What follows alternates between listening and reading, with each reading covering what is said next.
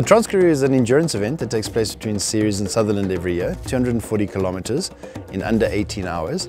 We alternate the route each year, so one year is an upride, meaning we leave Ceres and arrive in Sutherland, and the next year we leave Sutherland and arrive back in Ceres. The 240-kilometre race started at Eerstelfontein just outside Ceres this year, and over the course of the day took riders away from the farmland surrounding Ceres and deep into the heart of the Transkaroo in the Northern Cape. After many hours in the saddle, the upride finishes in Sutherland, the gateway to the universe.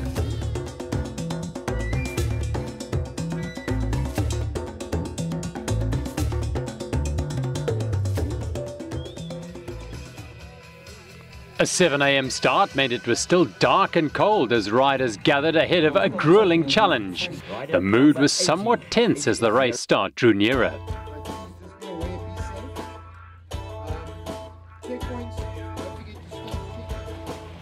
Without much fanfare, the 300 brave souls were sent on their way with just enough morning light to pick their way through the farmlands of Ceres. Touches of pink in the morning clouds promised a great day of riding.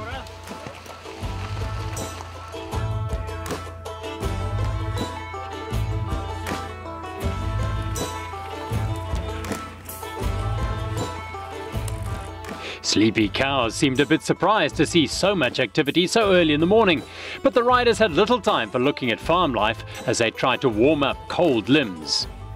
The first section of the race before checkpoint 1 at 38 kilometers is fairly simple, with 1 or 2 short climbs to say good morning to fresh legs before the riders are introduced to the vast expanses of the Transkaroo. The trick in the early stages of the race is to keep calm and resist the temptation to rush to the first checkpoint. Many a rider has failed to finish in the past due to poor management in these early stages. The Transkaroo is very definite sections to it, and the early sections of the upride, especially from Ceres through checkpoint 1 through to checkpoint 2 at Bazansgat, are traditionally fast sections. We advise people, especially in that first section, don't get isolated, because that's where the big open spaces are. If you're on your own there and a wind picks up, you're going to feel lonely. You're going to feel it's going to break your race for you. So traditionally, the early stages of the Transkaroo, phenomenally fast. The groups will bunch up very quickly. The racing snakes will get together incredibly quickly. This year we saw average speeds in excess of 40 kilometers an hour. The secret in the beginning, I think, is just not to overwork it, to try and stick with the front guys. But not to burn too many calories, you know. I always say it's like a bank account. You train hours and hours and hours for this race, and you don't want to write all your checks in the first half, you know. You want to keep your checkbooks as full as possible for Obergpass coming. Jan Creer is no stranger to the Transkaroo, having participated twice before. He has some unfinished business and a determination to win. The Northern Cape is about the experience itself. There is almost no way that you could actually really describe. You actually have to experience it, because it's a kind of place where you actually start getting to understand yourself and to know yourself, and to realize who you actually are. And I'm sure that all these riders, when they actually go up there and every part of their body is actually in pain and stuff like that, and they actually look around and they actually start saying to themselves, wow, what a wonderful place. You know, it's a vast landscape. The topography is absolutely beautiful. It is harsh. It's a kind of place that survives. It's the kind of place that is still real in all respects.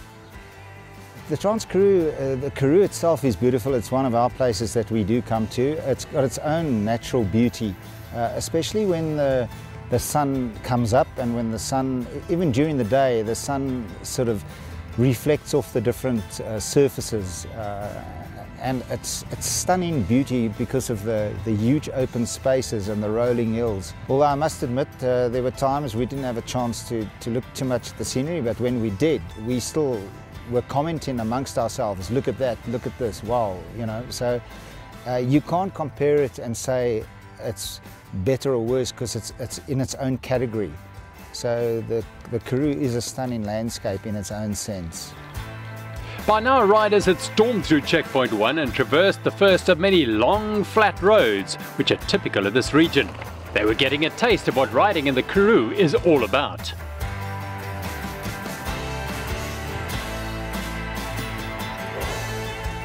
The checkpoints are an important part of the race for riders and spectators alike. Riders can refuel and get access to their boxes, which carry essential gear such as warm clothes and headlights, which will be needed later on. For the spectators, it's the only time they'll get to interact with their loved ones throughout the day.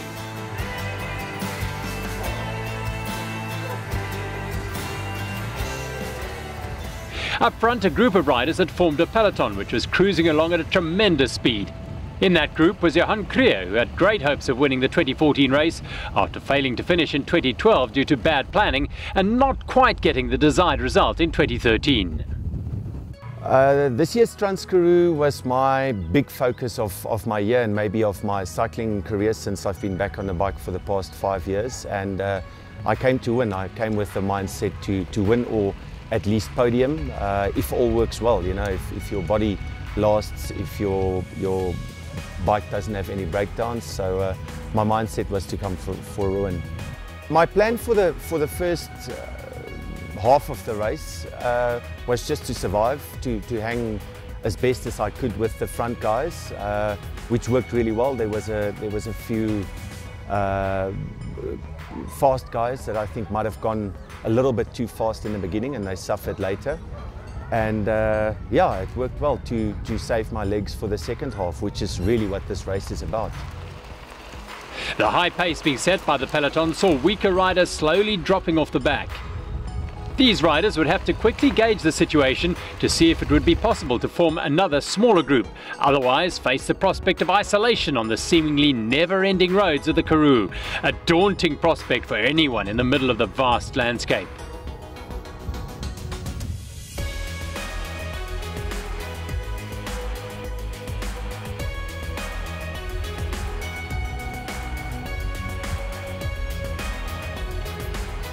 Leading the mixed category were Jaco and Hildegard Geldenhuys. Jaco having competed in the solo category last year and opting to ride with a partner this year. The Karoo can be a very lonely and desolate place. Riding in the Karoo with a partner is one of the best things you can do. Last year I did the ride solo, but I still hooked up with a partner, rode all the way together.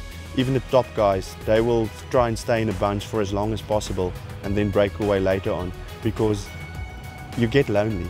You're a small person in this big area, galaxy, and especially when it starts to get dark, you feel very lonely.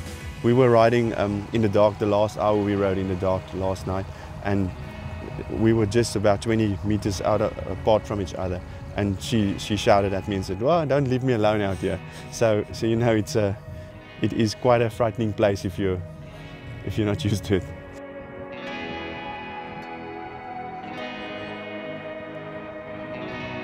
Anybody wanting to do the Transkaroo, my advice: 60% fitness, 40% mental ability. Your key to success in the Transkaroo is being able to tell yourself you can do it, number one. And number two, monitoring yourself through the whole race. Not allowing yourself to get ahead of yourself in terms of overexertion in the beginning and having nothing left for the finish.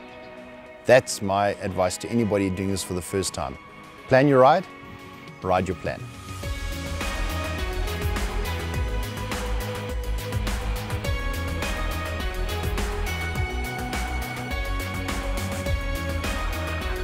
After only a few hours on the bike, the riders were starting to experience the aching niggles that come with endurance racing.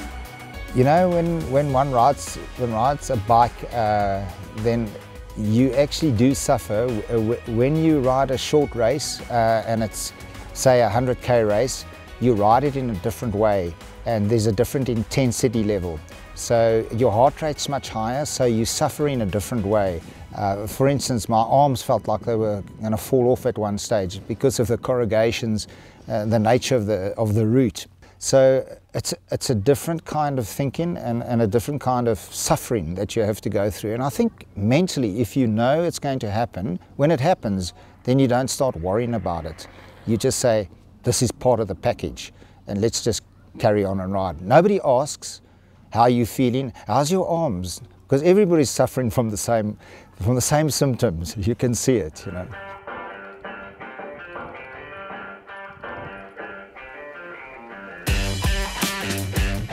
Up front, and with only a few kilometres to go before the start of the ominous Oberg Pass, the front group had been whittled down to just 5 riders. Johan Kruger was maintaining an easy tempo, knowing that they would need every bit of rest and recovery before the big climb. Slowly dropping off the back, rider number 65, Dion Guy, was in all sorts of pain, experiencing severe cramps and stiffness in his shoulders and neck. He was forced to let the other 4 riders go and ride alone for the rest of the way to Sutherland. We were 4 guys hitting the bottom of Oberg Pass together. 2 of us were slightly stronger, the other 2 a little bit less strong, but all were in contention to win the race. I recommended with about 5k's to go to the foot of the pass that we just have a bit of a recovery. We've got a big gap ahead of the guys behind us and just try and hit the pass as fresh as possible. We stopped, thankfully there was water, and had some water, ate something and then hit it, you know. And the secret with the pass is a lot of guys think you go up cycling quicker than you'll walk it up, and I've learned from past experience that walking the steep sections and riding the not so steep sections actually gets you to the top quicker, and it recovers your legs a little bit, you know. So it's a matter of slowly catches the monkey.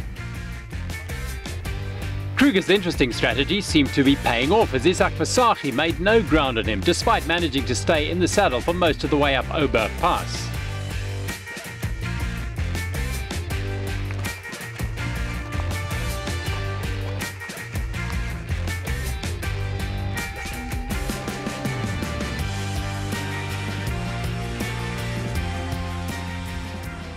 I walked Oberg, half of Oberg, and cycled the other half. The person who finished second, we started the bottom of Oberg together. He must have cycled about 3/4, and I got to the top 4 minutes ahead of him, you know. So don't be shy to walk a little bit with your bike if you feel you need it, you know. There's nothing wrong with it. Now in third place on the lower slopes of the pass, Hermias Nivoet was looking strong and relaxed, but he was forced to walk the steeper sections as well. The views from the top of Oberg Pass are simply breathtaking, and rare for cycling. Even the leaders had all the time in the world to enjoy the views.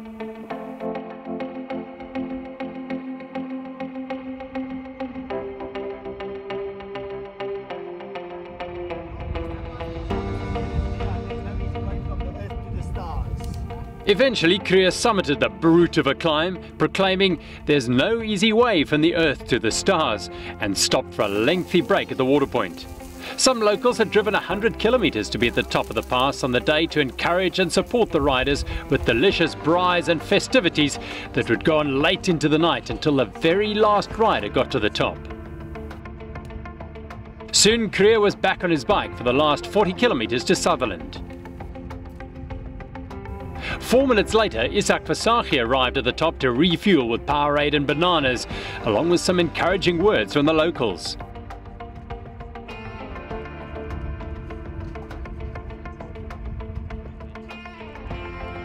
With a little less than 2 hours to go before nightfall, Hermias Nivoet reached the top, looking a little worse for wear. It's amazing, maar het is op 190 is dit nie snaaks nie. Ek het nie heeltemal my sin vir humor gekry nou nie. Ek het 'n bietjie verloor. Maar is lekker, is beautiful view. Kyk. Lekker, awesome.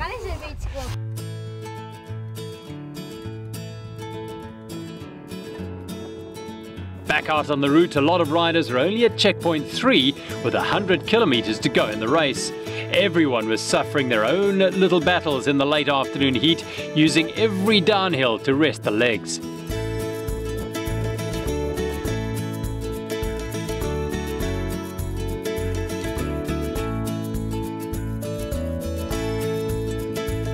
It was close to nightfall, and soon the cold weather gear would be back on again as they prepared to ride into the night. The most obvious thing that an environment like the Karoo would offer would be the wide open spaces. Now, as crazy as that might sound, you can just imagine 240 kilometers. There's nothing around you. There's no security of knowing around the corners of town. There's no security of knowing there's going to be a car passing you in the next half hour, so if something goes wrong. And that really, for me, is what ties the event in with the Karoo.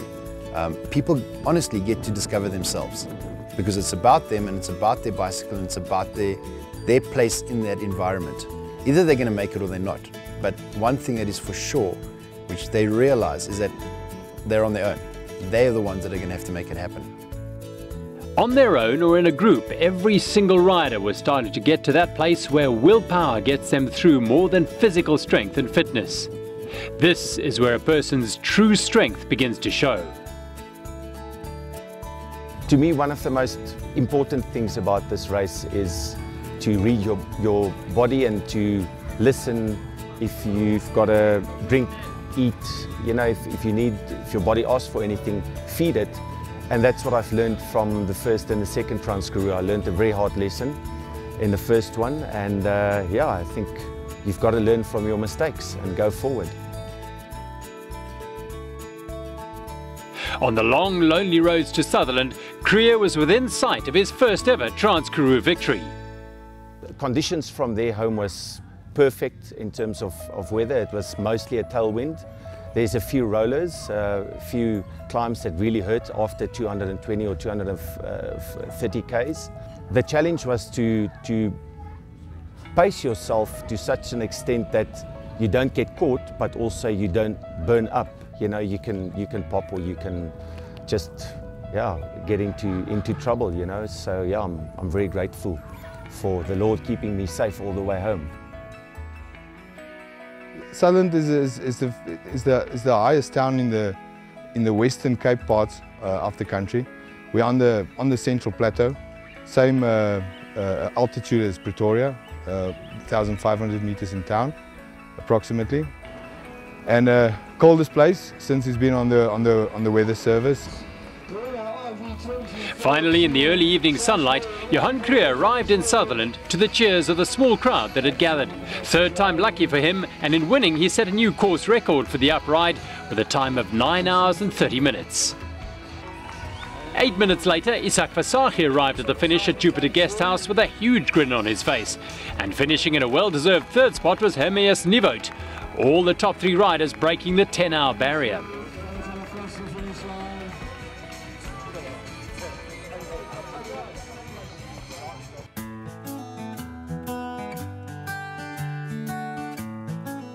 If I look at the route of the Transkaroo, Oberg Pass is the iconic point that everybody talks about. And when one wants to talk about self-discovery and finding out what things mean, I firmly believe that the riders ride a ride until they get to Oberg. It's on Oberg that the riders discover what they're made of. And it's phenomenal what a challenge can do to a person. Once they have conquered that mountain, they've still got 50 Ks to go to Sutherland. And that's also, that's the point I believe, that it becomes about the head. It becomes about whether you've got what it takes to get yourself to the finish. Your body will get you there, but it's whether your mind and whether you've dug deep enough within yourself to actually say, I can do this. That's what brings them across the line broken and has them smiling within half an hour of finishing the race. That knowledge of knowing what they've just achieved and what they've just conquered. Riders were now scattered all over the Karoo between checkpoint 3 and Sutherland. Some were making the slow slog up Oberg Pass, while a lucky few were on the last stretch home. Despite the pain, they would all have been enjoying a typically beautiful Karoo sunset.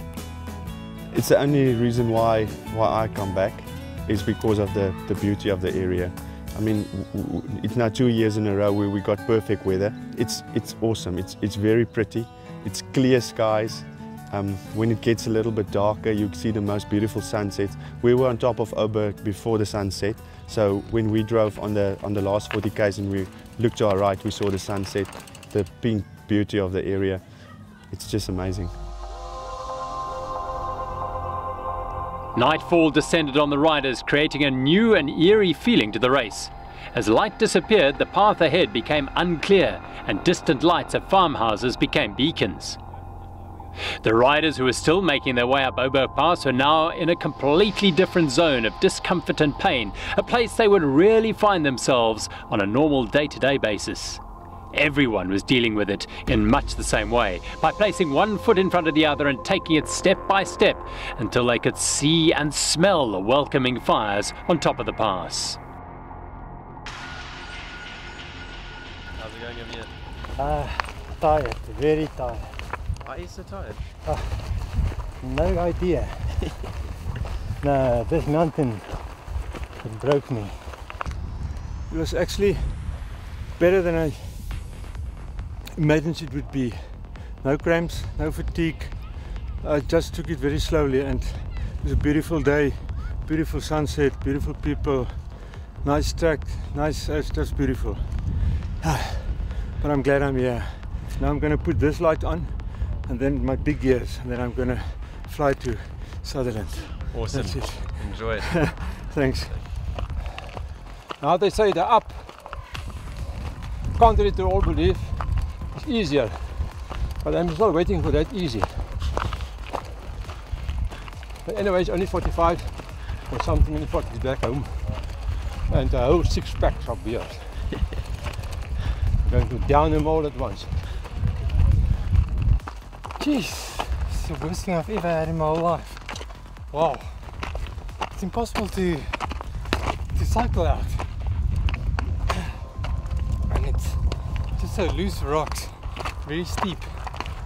So I'm so glad I'm here. I don't think I've sworn this much in such a short space of time. Thank heaven. Done. Been okay? Bit of a, oh, there's the top of the thing. Yeah, that's good. Now I've had a good day, but this Oberg was a bit of a killer. So yeah, but we're at the top now, so I'm happy to see that. When the exhausted riders finally reached the top, a small piece of heaven awaited them, supplied by the friendly farmers, most of whom were now extra friendly thanks to a few bottles of brandewijn, which they were only too happy to share with the cold and tired riders.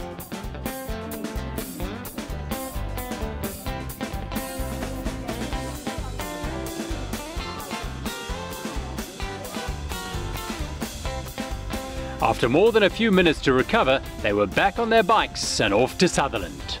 Sutherland is one of those very remote little towns, and we have to draw in people. The whole town is relying so big on tourism. Farming can only do that much.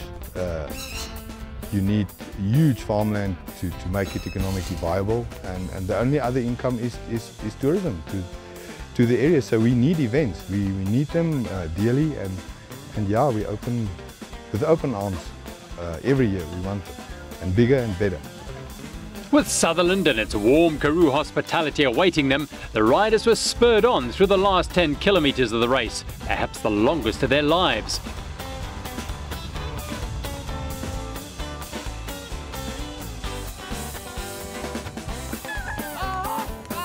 Once they finally reached the finish at Jupiter Guest House, a festive atmosphere greeted them, along with hot food and drink to warm up cold bones and muscles. Once the last riders came in, it was time for a well-deserved sleep, before an early wake-up call for breakfast and prize giving the following morning.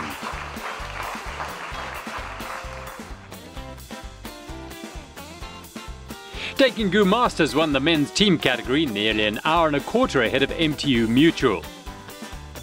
The top 3 men all finished in under 10 hours, just under 8 minutes separating Johan Krier and Isak Versaghi. Not bad over 240 kilometers. Krier, the new upright record holder.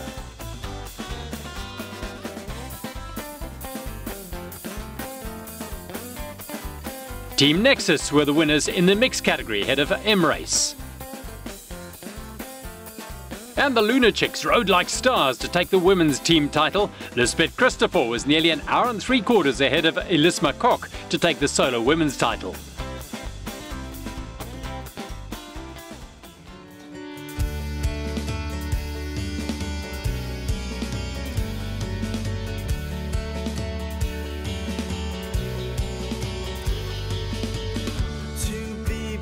Feels a little strange. I haven't been gone that long, but it feels quite a while all the same. People have come and one has gone, and I miss you. You're up there.